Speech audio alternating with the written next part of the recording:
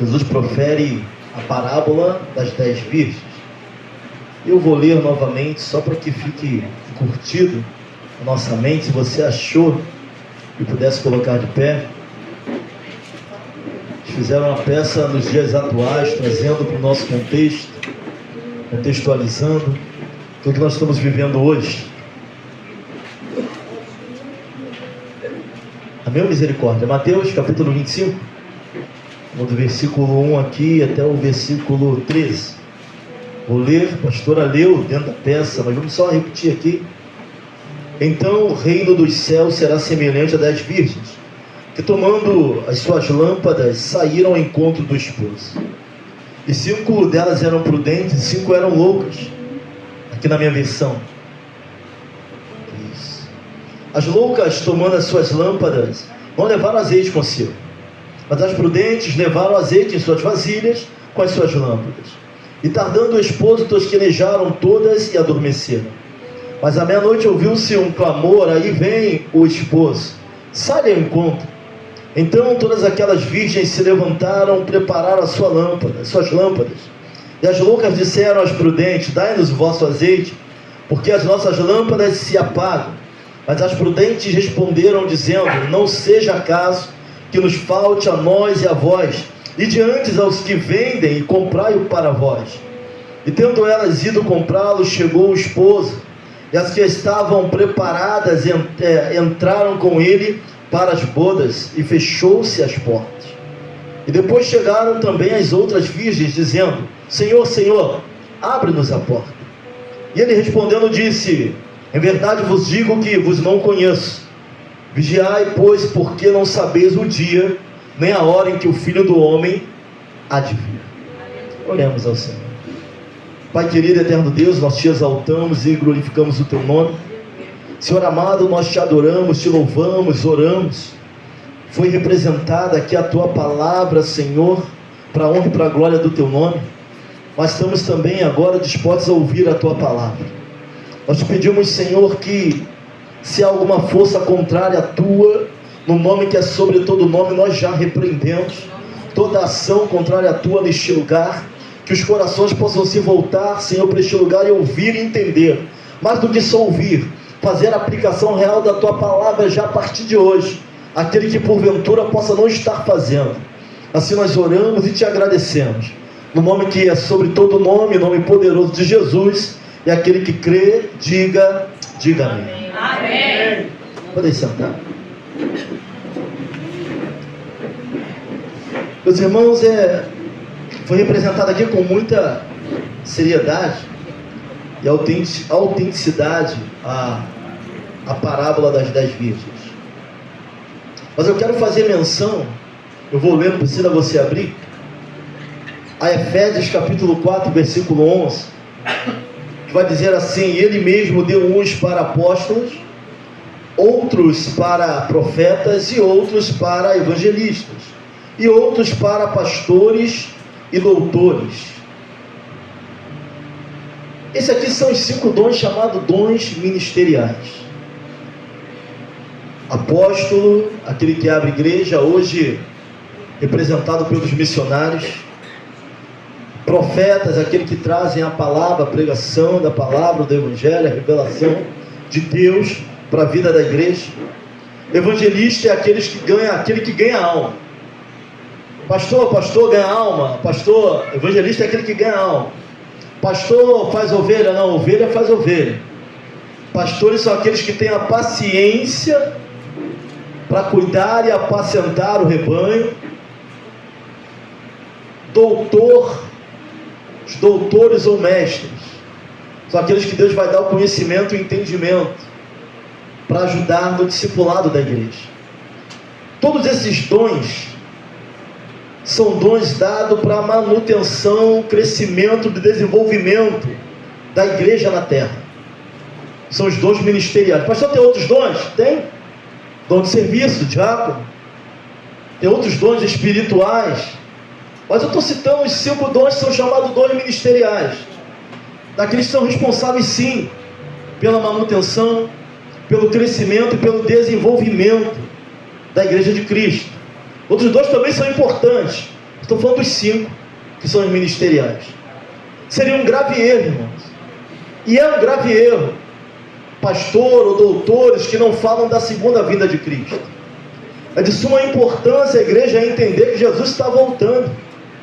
É de suma importância a igreja entender que Ele foi, que nós estamos hoje nos assentando à mesa, hoje, declarando que Ele foi, mas que vai voltar para buscar a sua igreja. Aleluia! Sabe, nós estamos vendo muito tipo de mensagem por aí, de que Deus te escolheu, levanta, fica de pé, mas quase ninguém fala da segunda vinda de Cristo. Então é obrigação, principalmente dos que exercem esses ministérios que eu falei, esse entendimento da vinda de Cristo.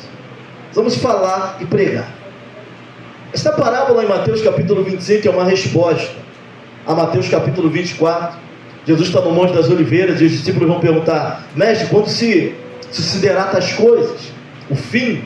Os sinais? Jesus vai responder através de uma parábola, mas não vai dar a data nem a hora. Isso é uma incógnita. Até porque essa é a vontade de Deus, que não venhamos a saber a hora nem o momento. Ele começa falando sobre a parábola, uma técnica que Jesus usava para ensinar. Falava através de parábola. Para alguns não entenderem mesmo, outros ele ensinava e falava o porquê daquela parábola. Mas para entendermos a parábola das 10 virgens, você tem que entender um pouco sobre o casamento judaico e a cultura. Eu não entendo muito de judaísmo moderno, mas naquela época o casamento era dado pelo menos em 3 fases. A primeira fase do casamento era quando os pais iam até a casa dos pais da noiva e ali firmavam um compromisso. Envolvia os pais, não é só questão dos filhos não. A segunda parte era o noivado em si, onde havia uma festa e era pago o dote. E tanto é verdade que se o noivo morresse no período do noivado, ela era considerada viúva, mas não tinha relação, não tinha toque, era cada um na sua casa. Ou seja, quando eu olho para as fases do casamento judaico, eu não vejo namoro. Eu vejo eles afirmando o compromisso, eu vejo voltando e afirmando o noivado, e ali pagava-se o dote, e não era barato. E a terceira fase era a fase do cortejo, era a fase da finalização de todo o processo, onde a entrada para o salão, para as bodas, para a grande festa, ali com o noivo. Aqui nessa parábola, provavelmente, Jesus está pegando a última parte, a terceira parte, porque ele vai falar na nossa língua, para que a gente entenda as coisas espirituais. Ele vai pegar a última parte, que é a parte do cortejo, que é a parte onde o noivo ele saía da sua casa e de seus amigos, ele ia até a casa da noiva, ia festejando. Então provavelmente essas 10 virgens não eram noivas, mas eram as acompanhantes ali, alguns vão dizer madrinha, as amigas do noivo ou da noiva, a dama de honra. Não era noiva, nesta parábola não, porque nesta parábola o que importa é o noivo. Em todo casamento a noiva é quem brilha. Você percebeu que está no casamento, todo noivo está parado lá mais de 1 hora, plantado igual uma planta. Mas quando a noiva chega, todo mundo se levanta, a igreja se volta para o meio. Mas na parábola das bodas, o importante aqui, quem brilha, é o noivo. Então vai falar das que estavam ali, que provavelmente eram amigas da noiva do noivo. Jesus vai pegar essa terceira parte do casamento, o estágio, para explicar as coisas espirituais. Mas o foco aqui não era noivo, é o noivo. Quando nós vamos para o texto, aqui tem várias interpretações dessa mesma palavra. Mas eu quero trazer algo para a igreja nesta noite. Eu não vou me desculpar daquilo que eu vou pregar, porque Deus está falando muito sério conosco nesses dias. Nós não sabemos o nosso tempo, nós não sabemos o dia de amanhã, não sabemos nem se estaremos vivos daqui a uma semana. Então se faz necessário pregar aquilo que Deus está mandando, e pregar de forma séria, assim como a peça apresentou de forma muito séria. Quem eram as 10 virgens? As 10 virgens é uma representação clara e visível da igreja. As 10 virgens é uma representação clara e visível Porque é visível, a igreja é visível, não é invisível, a igreja, da igreja na terra, da verdadeira igreja. E dentro desta igreja, tem as 10 virgens que representam a igreja, 5 são prudentes, os discípulos verdadeiros, aqueles que são salvos, e as loucas, os crentes que não são salvos. Essa é a grande verdade da parábola. As 10 virgens significa a igreja, é a figura da igreja de Cristo. De que a igreja de Cristo é formada? De salvos e de não salvos. Infelizmente, irmãos, gostaria de falar que todos na terra serão salvos, e essa é até a vontade de Deus. Mas a parábola vai ser bem clara, quando Jesus fala de salvação, e vai usar as 10 virgens como representação da igreja. Não é a IVEC, não é a Batista, não é a Universal, é a igreja visível em toda a terra. Aleluia. Pastor, essa igreja é formada de quê? De pessoas que vão morar com Deus, que são discípulos de verdade, que receberam o Espírito Santo na sua vida, e de cristão nominal, que não vai morar com Deus. Essa é a formação da igreja. 5 virgens, discípulos de verdade, que receberam o Espírito Santo na sua vida, e 5 crente nominal. Essa é o que está nessa parábola. A vinda do noivo vai revelar quem é discípulo de verdade e quem é crente nominal. O que é crente nominal, pastor? Aqueles que até confessam, mas não vivem. Aqueles que até confessam, vou te explicar, mas dentro do texto da parábola. E talvez não seja uma pregação de glória a Deus, e também não é o pastor que colocou isso, foi Jesus. As 10 virgens representam a igreja de Cristo. 5 delas, os salvos, os discípulos, os que receberam o Espírito. 5 delas, os crentes nominais, os não salvos, os que não herdarão a vida eterna. Segundo a teologia universalista, ela vai defender que todos vão ser salvos. Se Deus é bom, todos vão ser. Mas a parábola e a Bíblia vão nos mostrar que não. Jesus vai pregar até muito mais sobre o inferno do que sobre salvação. Dessas 10 virgens, 5 simbolizando os salvos da igreja, 5 simbolizando os não salvos da igreja. Essa é a explicação da parábola. Mas nós vamos ver que elas tinham quase tudo em comum. A lamparina, eram virgens. Só uma coisa iria diferenciá-las dessa parábola, e essa coisa era o azeite. A diferença entre uma e outra não era a lamparina, era o azeite. A lamparina pode representar a nossa religiosidade, irmãos. Com a Bíblia na mão, todo mundo é crente, todo crente é igual. O jargão, só Jesus, só a graça, misericórdia. A lamparina vai representar, o que é o homem religioso? É aquele que crê em algo. Então, por definição, todo aquele que crê em algo é religioso. Nós falamos de religiosidade no sentido daquele que se escola nos ritos para se sentir mais espiritual. Acha que Deus só ouve se dobrar o joelho. Dobrar o joelho é um rito, que até nos ajuda, mas que não é solução para tudo. Alguns oram de pé, oram como dá. Então nós vamos ver que algo vai diferenciar elas, e esse algo é o azeite. Algumas guardaram o azeite, outras não. E vamos trazer aqui a figura do azeite. O azeite aqui, ele representa a figura do Espírito Santo. O azeite desta parábola é a representação do Espírito Santo. Umas tinham e outras não. Versículo 5 vai dizer que todas tosquelejaram e dormiram. E o esposo tardou, porque a hora que ele virá ninguém sabe. O momento que ele vai vir ninguém sabe. Mas sabe, guardas o que tem para que ninguém tome a tua coroa. Guardas o que tem para que ninguém tome a tua coroa. Vemos momentos que estão pregando coisas, tentando persuadir o povo de Deus, tentando nos levar para outras linhas. Temos que guardar a palavra genuína no nosso coração, para que ninguém venha roubar a nossa coroa. Pastor, como é que o senhor está afirmando que o azeite é a figura do Espírito? Versículo 8: dai-nos o vosso azeite, porque as nossas lâmpadas se apagam. Como que tu vai dar algo que você não pode dar? Não é dessa maneira que se dá. Não tem como passar a minha conversão para alguém. Você não vai ter como passar a tua conversão para alguém. No momento que o noivo chegar, no momento que ele bater a porta, você não tem como mais passar a tua convicção para outra pessoa. Aquilo que está em você, aquilo que habita em você, não vai ter como passar para o outro. Não tem como. Elas vão dizer dentro da parábola: se dermos, ficaremos sem. Elas vão pedir, não tem como passar.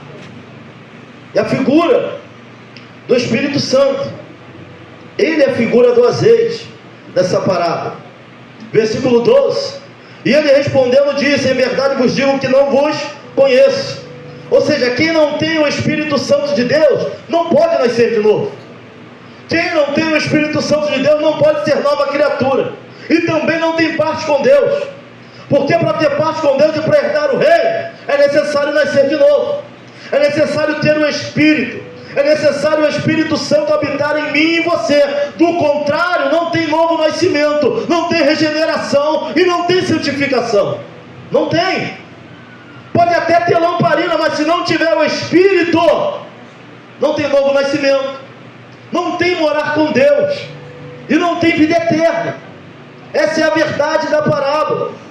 João 3, do 5 ali 7: na verdade te digo que aquele que não nascer da água e do Espírito não pode entrar no reino de Deus. O nascido da carne é carne, e o que nascido do Espírito é Espírito.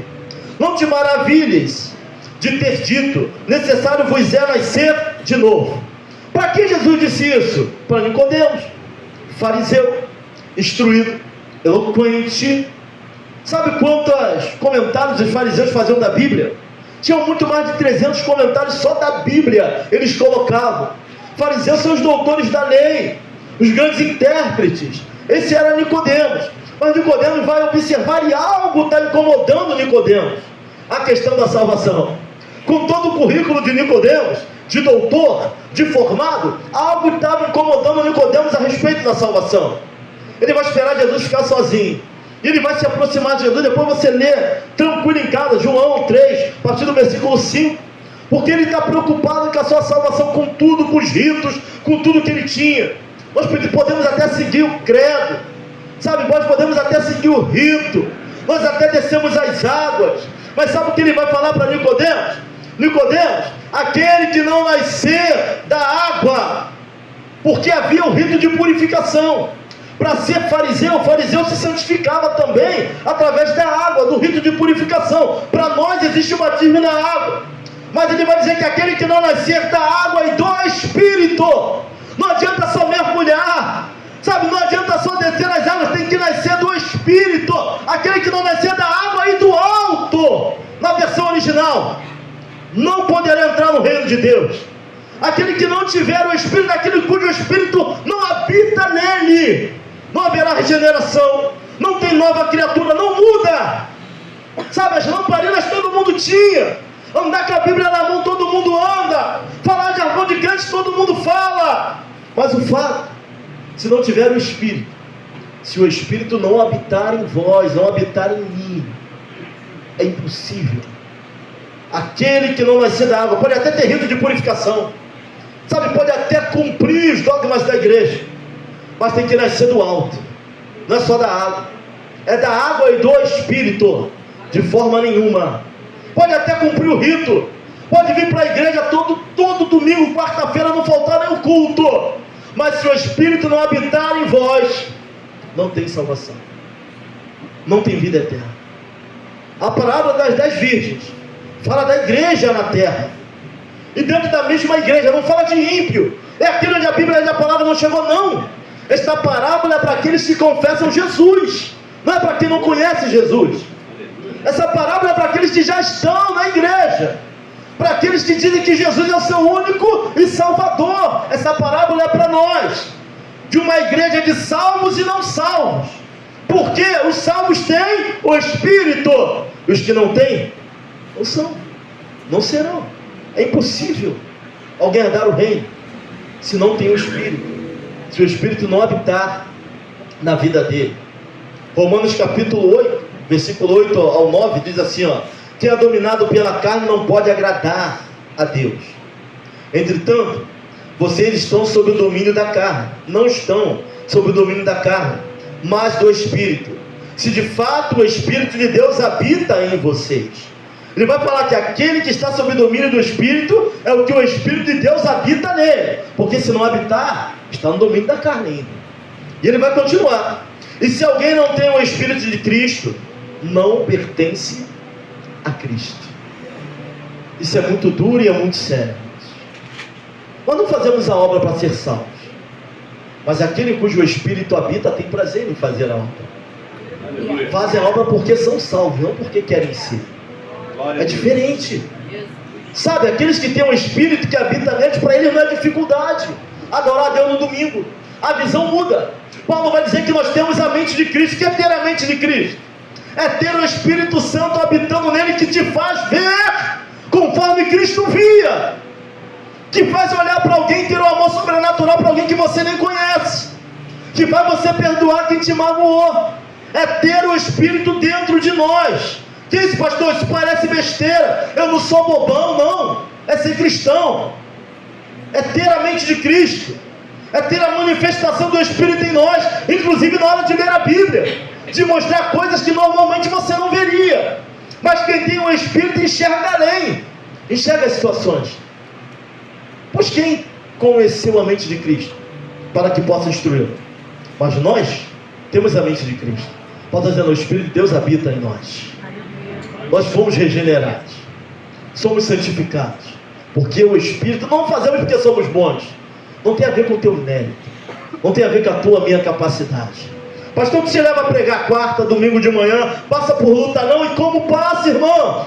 Mas tem muito mais a ver com aquele que habita em mim do que comigo.